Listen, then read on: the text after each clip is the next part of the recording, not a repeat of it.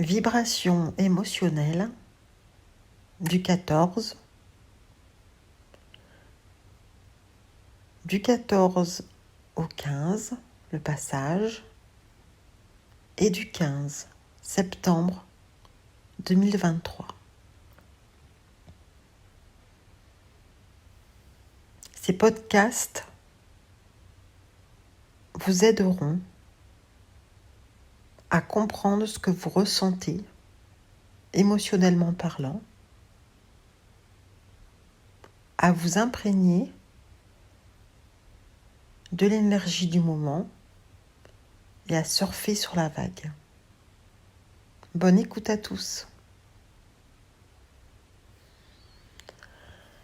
La vibration du 14 est une vibration intemporelle. Savoir, s'écouter, prendre le temps d'infuser. À quoi bon courir? Sortir du mental n'est pas chose aisée. Ce mental que nous avons besoin, parfois, souvent, pour nous rassurer. Derrière, il impose son contrôle, il nous impose des règles, et sans s'en rendre compte, nous nous trouvons enfermés dans une sorte de mécanisme, de processus, de programme qui, au fil du temps, nous sabote. La vibration du 14 septembre nous permet d'accepter le temps, de suivre le rythme de notre biorhythme intérieur, prendre conscience de s'écouter, de se poser pour se ressourcer, même 5 minutes. Je prends le temps de me poser pour m'écouter, pour écouter ce que je ressens intérieurement, comme une sorte de pause, de bilan du moment. Cette pause du bilan nous permet de se recentrer, de saisir cet instant présent, celui que l'on s'accorde, que l'on s'offre. Je me remplis du moment, de cet instant de grâce que je m'accorde. La vibration du 14 au 15, le passage, est comme un pont, une passerelle.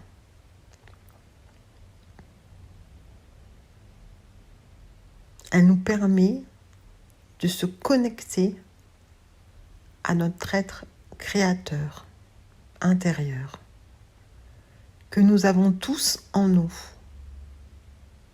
Tous les jours, nous créons, ne serait-ce que des pensées. Savoir se connecter à notre part de co-créateur que nous avons tous, là. C'est aussi écouter son intuition. Je me connecte à mon intuition, à ma part de yin,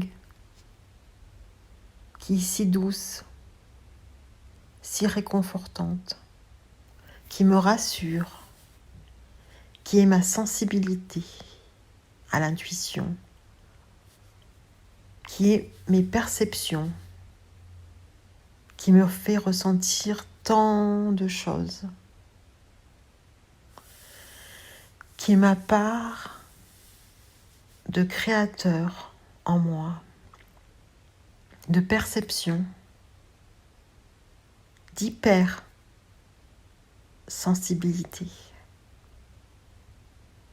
Je me reconnecte à cette merveilleuse yin qui est là en moi. Cette part de yin, c'est l'humanité profonde. Elle est riche de sens.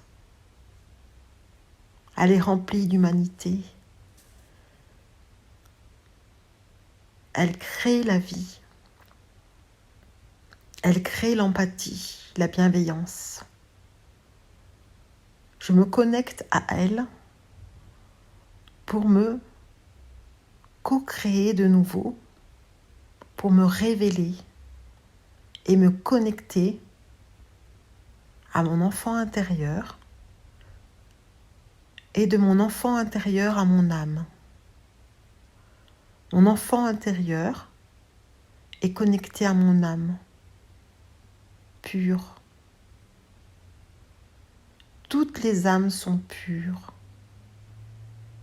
C'est le chemin parcouru qui nous a blessés, meurtris. Alors nous avons parfois besoin de nous mettre dans l'ego. Pour ma part, il y a 2 égos, le positif et le négatif. L'ego est modulable selon le parcours que nous avons eu. Le voile de l'ego, la maya, peut se lever, peut se transformer. J'accueille dans ce passage du 14 au 15 mon être profond, co-créateur de ma vie. Je suis co-créatrice de ma vie. J'en prends conscience, je l'infuse en moi dans ce passage du 14 au 15 septembre. La vibration du 15 septembre est une journée créatrice de sens. Savoir se recentrer, prendre conscience de ce qui est juste pour soi, dans le respect de soi. C'est aussi décider de respecter son âme. C'est le but de cette incarnation.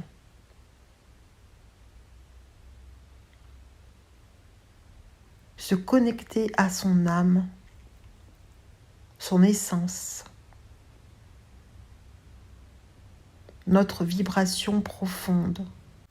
Je me recentre en mon axe, en mon être, dans le respect de moi, de m'aimer, de prendre soin de moi dans la totalité de mon être, de me respecter. J'insiste, je me respecte dans l'ici et maintenant. J'écoute mon intuition profonde, celle que j'ai dans une fraction de seconde. Elle sera ma boussole intérieure. Je me connecte à elle. Cette intuition sera la seule chose que j'écoute en moi. La seule chose. Je décide aujourd'hui de co-créer le respect de moi, de ma présence, de m'aimer, de prendre soin de moi pour me réaliser pleinement dans toutes mes décisions, dans tous mes objectifs. Je m'ancre, je me recentre dans le respect de moi et je m'aligne. Le respect de soi nous mènera à une conscience plus profonde, à une connexion directe à la source. Nous sommes tous nos propres guides. Je vous embrasse.